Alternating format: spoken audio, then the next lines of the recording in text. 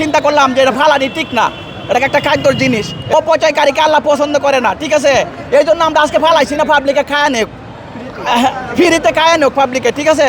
বিনামূল্যে দিচ্ছি এই জন্য এই ডিম তো বাঁচাইতে হইব, ডিম প্রশাসনকে মানে আমাদের দেশের সরকার বাঁচাইতে হইব, বাঁচানোর জন্যই দিচ্ছে এই ডিম না খাইলে তো মানুষ দুর্বল হয়ে যাবে, ডিম খাইলে মানুষের পুষ্টি বাড়বে, এই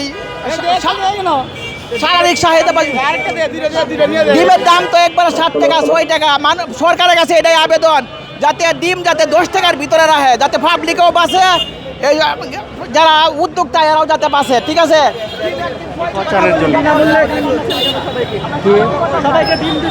সবাইকে ডিম দিচ্ছি, আমাদের কামারেরা সবাই মিলে একত্র এ কোম্পানির কাছে সবাইকে যাতে আমাদেরকে ব্যবস্থা করার জন্য, এই জন্য সবার কাছে আমরা দোয়া চাই এবং সরকারের কাছে আমরা চাই যাতে আমরা ন্যায্য মূল্য যাতে সরকার আমরা দিতে পারে।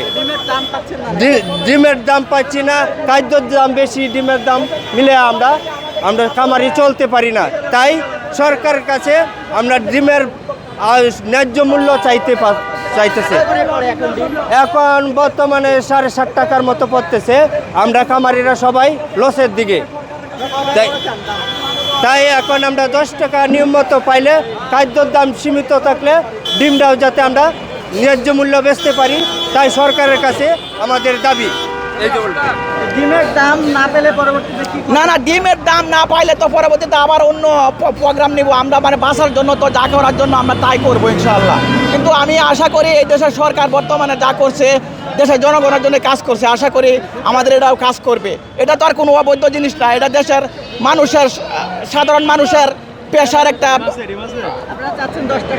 জি 10 টাকা 10.5 টাকা এরকম ভিতরে তা হোক, যাতে পাবলিকেও কিনে খাইতে পারে, যাতে উদ্যোক্তারাও যাতে বাঁচে।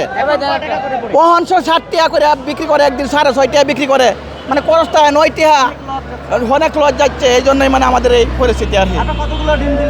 আজকে 5,000 ডিম দিছি। জি আজকে 5,000 ডিম দিছি।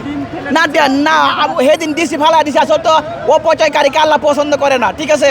এই জন্য আমরা আজকে ফালাইছি না, পাবলিকে খায় নেক, ফ্রিতে খায় নেক পাবলিকে, ঠিক আছে। অপচয়কারীকে আল্লাহ পছন্দ করে না, এই জন্য আমরা আজকে চিন্তা করলাম যে এটা ফালানি ঠিক না, এটা একটা খাদ্যর জিনিস, এই জন্যই আমরা বিতরণ করছি সাধারণ পাবলিককে দিচ্ছি।